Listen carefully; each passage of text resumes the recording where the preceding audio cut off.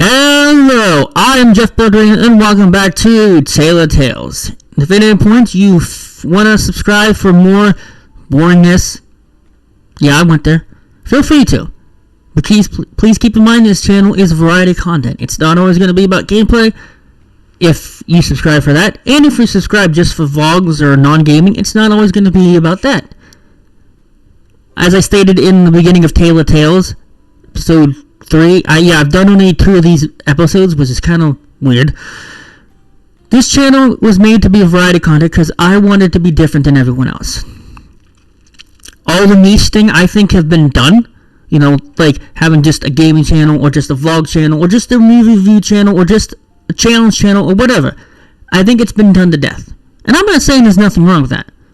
To me, in my opinion, the channel is what the YouTuber wants to make of it. The content they post is what they want to make. It's YouTube, at the end of the day, that decides whether it stays up on the platform or not. Me, when I made this channel, I'm like, I want to be different. I want to cater to everyone's needs, you know?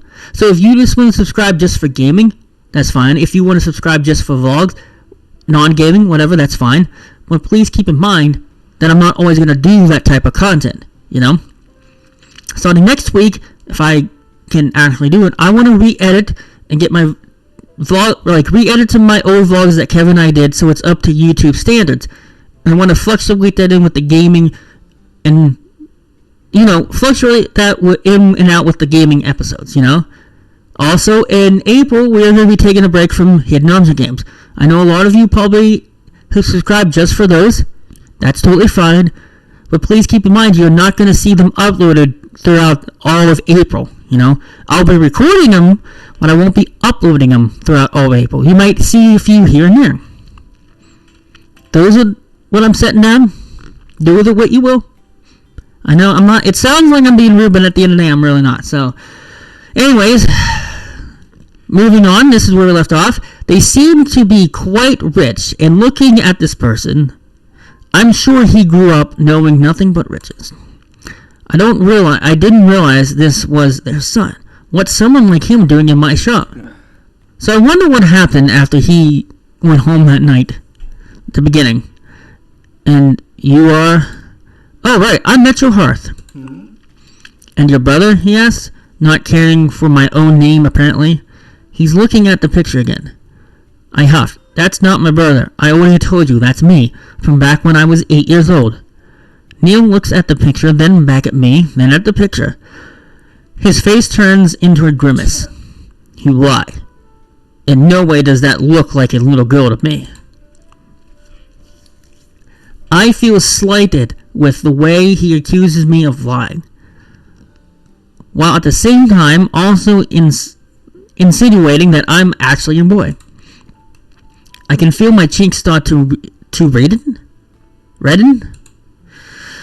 Tell him to get his eyes checked. Explain you were always a girl. I'm sorry to say, but that's me. I used to look a bit rough and like a tomboy back then, but most definitely a girl. Not possible, he says. I'm sure of it. We spent the entire night together at the playground until some police officers chased us off. Suddenly it clicks in my head. The purple hair, those golden eyes. Neil was the little boy from years ago.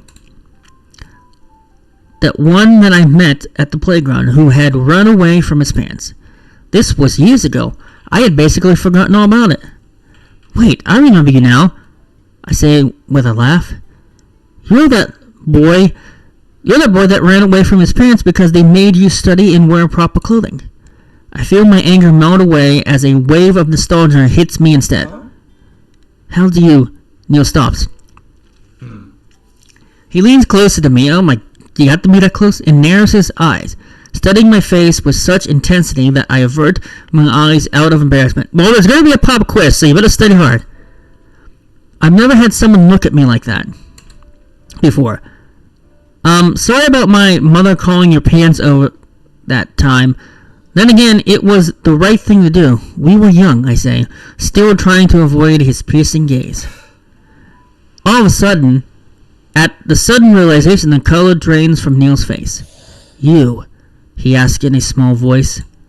Yes, that was me, I answer with a smile, daring to look straight at him again. Such a coincidence. Nice to meet you. Nice to see you all grown up now. I'd have never imagined that kid was the son of the Forsters. Neil's face scrunches up in disgust. There's a scowl on his face, like he's been smelling something foul. And he quickly leaves. Neil's face suddenly turns bright red, and he doesn't waste a second to dash out of the store. Well, that was awkward. The door slammed shut, leaving me utterly confused.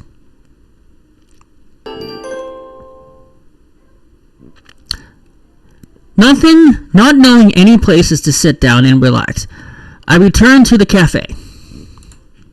Some days I need to have a break from all my hard work, so I decide today is a nice enough day to venture outside again and enjoy a nice cup of coffee.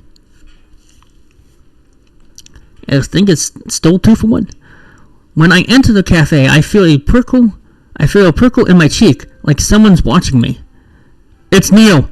Casually, I scan the area as I stand in line at the counter, looking over at the people seated at the booth. There's actually quite a few nurses having coffee there, probably taking a break. That's when I notice a familiar person sticking out. Well, it's hard not to spot him, considering he was looking right at me. Yep, I knew it. Neil hurriedly averts his eyes away from me once he notices I've spotted him. Maybe he's embarrassed because he thought you were a boy. And he's embarrassed now because he assumed wrong. He's seated at the back and he's seated at the back in a booth, holding a cup of coffee while the other hand is resting on his laptop. He tries hard to make it seem like he's busy and that his eyes didn't meet mine. He's acting weird, as he did when I last saw him exiting my store. Barista, ma'am, may I take your order? I suddenly snap back from my thoughts and look at the store clock. Right. I wanted to order a cup of coffee. I quickly recite my order and wait in line. I'm rocking back and forth on my feet. My eyes wander over to a sad purple-haired man. Neil's eyes lock with mine again, and I can feel a lump form in my throat. His eyes move away at lightning speed when he hunches over his own laptop as if he is using it as a shield to hide behind. What is up with him? Why is he acting so weird around me? I realize I ruined his shirt on our first meeting, but I didn't think he'd still be upset about it. No, he could be embarrassed now. Maybe I should offer to compensate him again for his shirt. We never really did figure out what to do about it since he stormed off. Not that he really needs any compensation or anything. The Forrester family is quite wealthy. It's not like he can't afford new shirts. The store clerk calls out my attention to hand over my cup of coffee.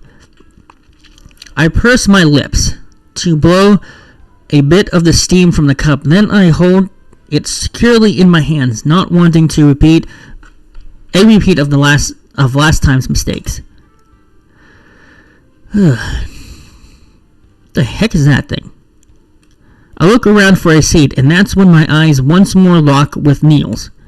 And yet again, he swiftly looks someplace else. Okay, now it's really starting to bother me. Determined, I make my way over to the farthest booth. Oh, that's cool.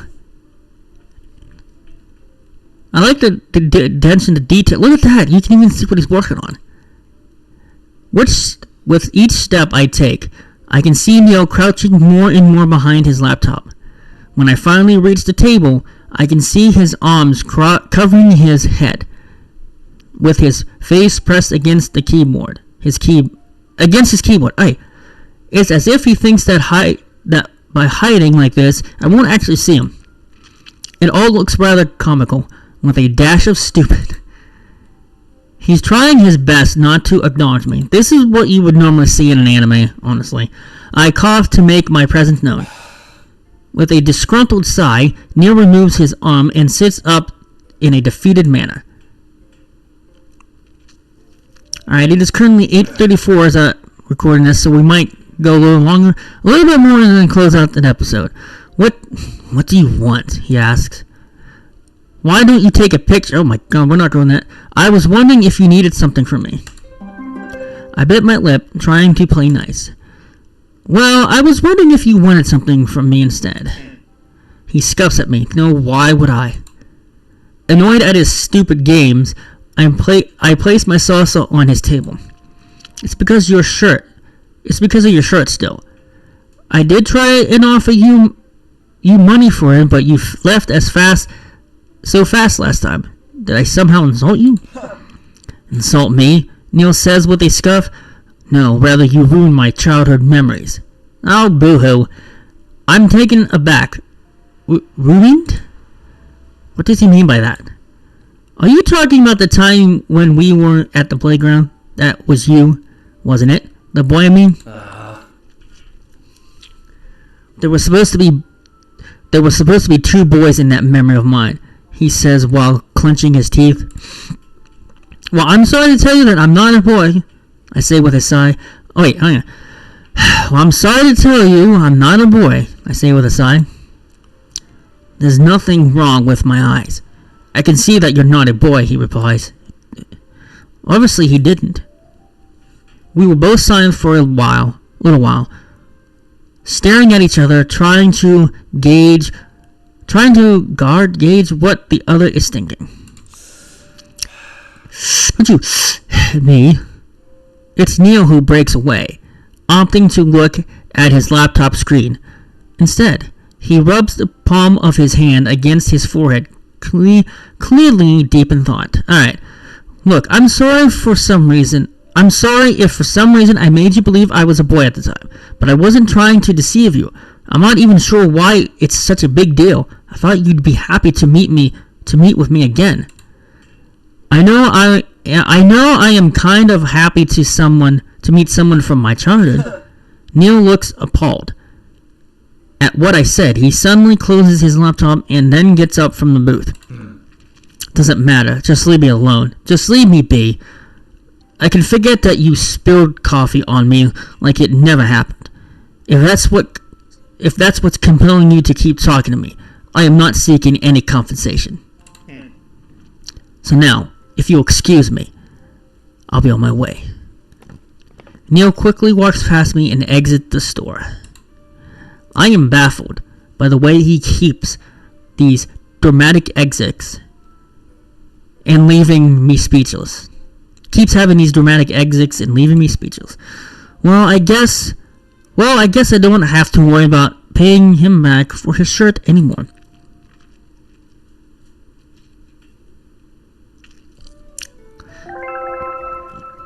Nope, we got a client request, but we...